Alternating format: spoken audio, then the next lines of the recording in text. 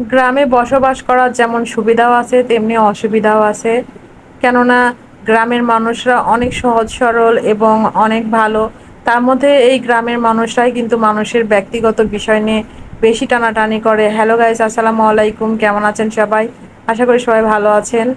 যে কথা বলছিলাম যে গ্রামে কিন্তু থাকার সুবিধা এটাই যে গ্রামে থাকতে গেলে আপনি সব কিছু অর্গানিক খেতে পারবেন। শাক সবজি মাছ মাংস সব কিছু এখানে টাটকা একেবারে অর্গানিক জিনিস পাওয়া যায়, কিন্তু শহরে আপনি এরকম অর্গানিক জিনিস পাবেন না। আর এগুলো একেবারে গ্রামের টাটকা জিনিস।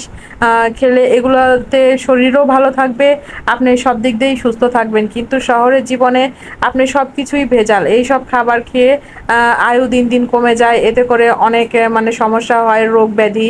কিন্তু গ্রামের মানুষরা কিন্তু অনেক খেটে খাওয়া আর টাটকা জিনিস অর্গানিক জিনিস খায়, সেজন্য গ্রামের মানুষের রোগ ব্যাধিটা খুবই কমই হয়।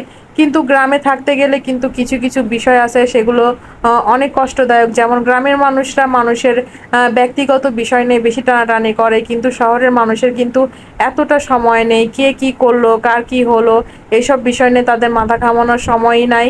কেননা শহরের মানুষ যে যার মতো তাদের জীবন নিয়ে ব্যস্ত, কিন্তু গ্রামের মানুষ তাদের কোনো মানে কি বলবো যে কার কি হলো এইসব বিষয়গুলো খুবই চর্চা করে।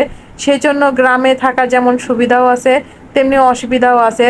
তবে আমার কাছে মনে হয় সবকিছু যাই হোক, কিন্তু গ্রামে থাকাটাই আমার কাছে মনে হয় সবচাইতে বেস্ট। কেননা এটা শারীরিক দিক দিয়ে বলেন এটার জন্য অনেক উপকার। আর গ্রামে সবকিছু অর্গানিক জিনিস বাড়ির আশেপাশে শাকসবজি লাগিয়েও খেতে পারেন, এতে করে অনেক শরীরের জন্যও ভালো হয়, মনও ভালো থাকে এবং শরীরও সুস্থ থাকে। আর এই তো ভিডিওটা এ পর্যন্তই। সবাই ভালো থাকেন, সুস্থ থাকেন, আর আমার পেজটাতে সবাই ফলো দিয়ে পাশে থাকবেন।